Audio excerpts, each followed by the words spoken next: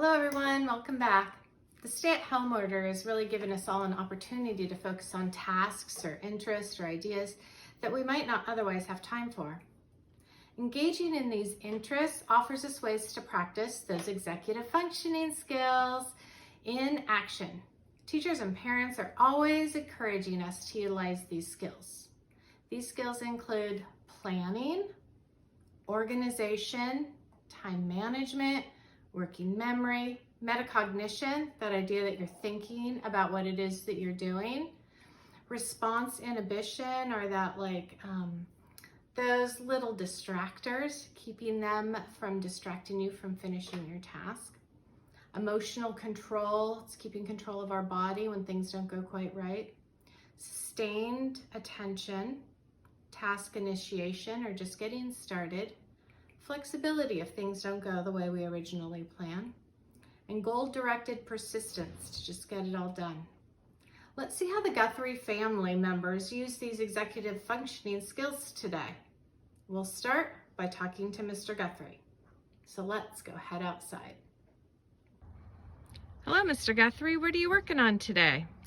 I'm distributing dirt around my yard and my garden to help the plants grow and improve the soil.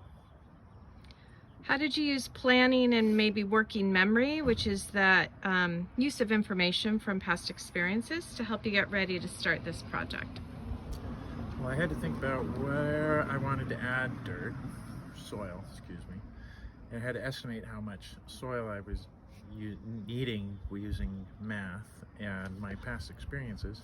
And then I had to contact the company where I purchased it and have them deliver it. Sounds like maybe you needed to use some time management. Can you tell me a little bit about that?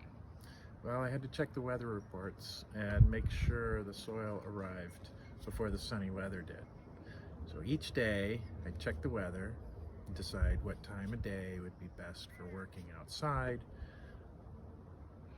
How do you get yourself started each day? Well, there's a big pile of dirt in my driveway and I need to move it in order to use my driveway. So that's a big motivational factor for me. And then I have to think about how nice my yard's gonna look when I get it all done. How do you sustain your attention on the job if you become bored or tired? Well, I set a goal to get at least part of it done.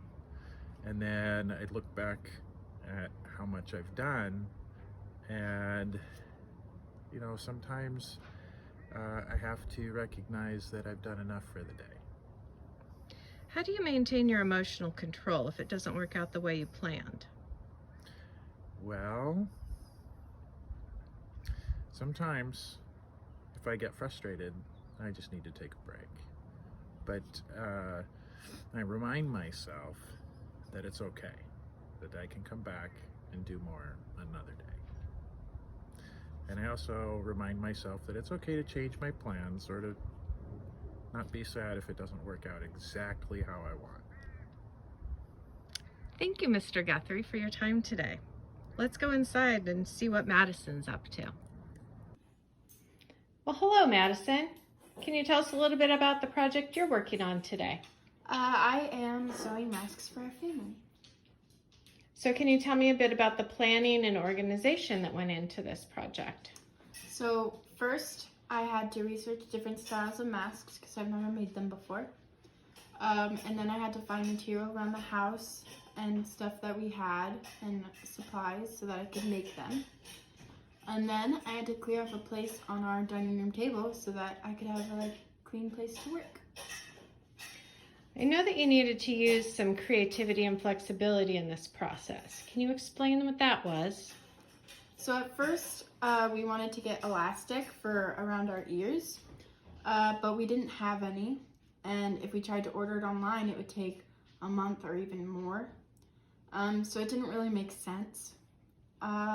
So we tried hair ties first, and they didn't really work out. And then we thought, well, we could try some ribbon, but we didn't have a whole lot of those. And then we remembered that we had some extra shoelaces. So we're gonna try that. How are you using goal-directed persistence to help motivate you to work on this task? So I'm the only person in our family that sews, and because of the coronavirus, I'm gonna do this to keep our whole family safe. I'm the only person who can do this, so I'm just gonna do it to help out because that's what this is about.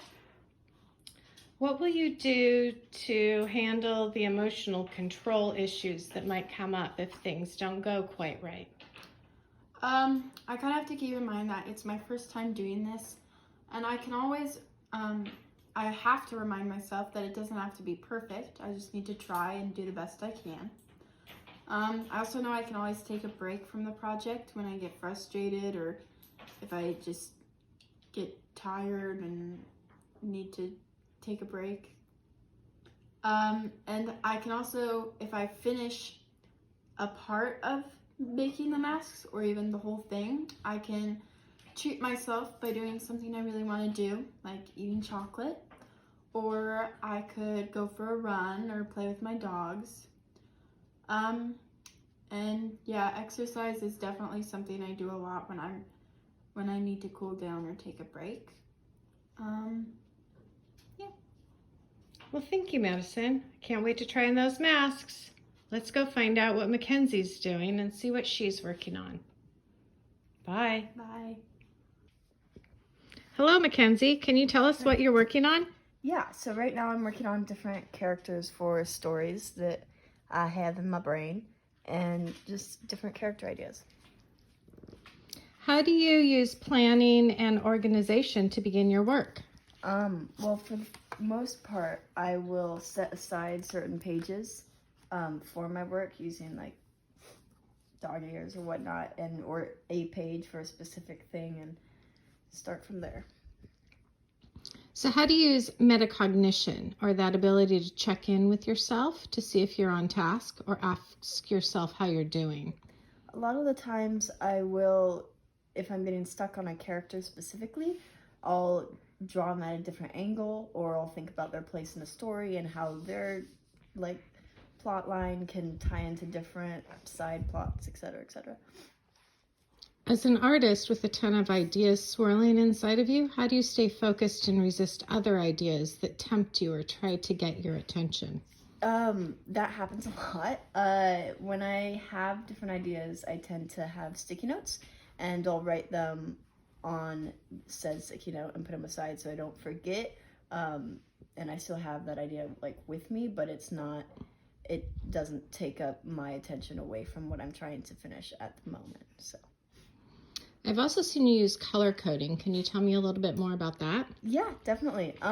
When I use the sticky notes, sometimes I'll have the different colored pads for different things. So for example, like pink might be a completely new character. Green might be a completely new story idea.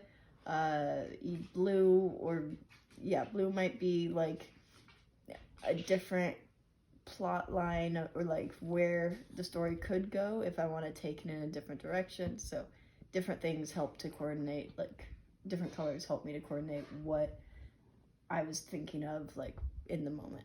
So how do you deal with emotional control if you just can't seem to get it the way you envision it? Well, a lot of times I go back to my dogs. Hi, Puppas. Surprise visit. That always works. Walking, talking to other people, sometimes having a good cry,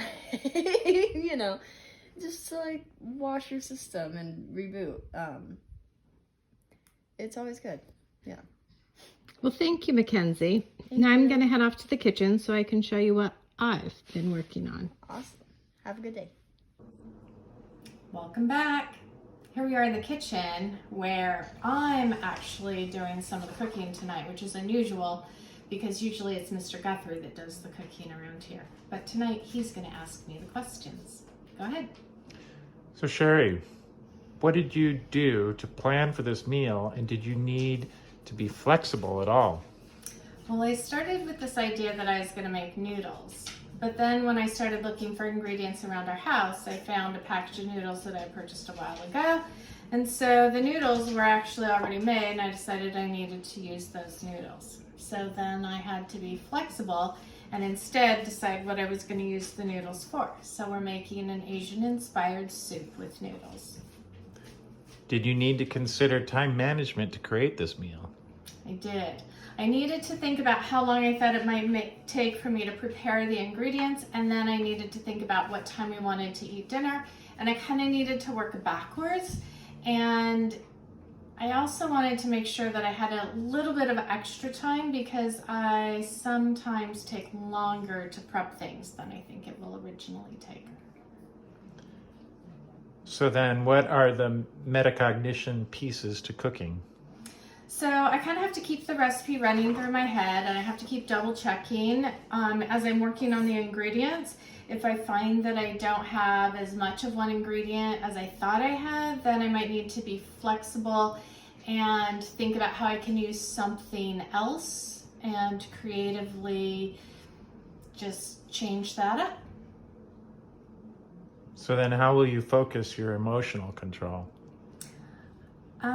Well, this one's kind of a hard one for me because in the kitchen, it's usually Mr. Guthrie. And so I get stuck in that negative self-thought that this won't be as good as something he's gonna make. But I need to remind myself that I'm trying something new, and it's okay if it doesn't turn out just perfect. And the other thing I always think about is that I was helping out by preparing the dinner tonight, because then it gave Mr. Guthrie time to make these delicious bagels that he worked on over here. So, as you can see, these are some different ways that the Guthries went about doing our jobs today, but practiced our executive functioning skills through each of these different tasks. Each idea or interest that you might have is like a spark just waiting inside of you to be ignited. Take that spark, that passion, an interest, or a task, and use it as a way to strengthen your muscles for learning. Until another hour, goodbye, sunflower.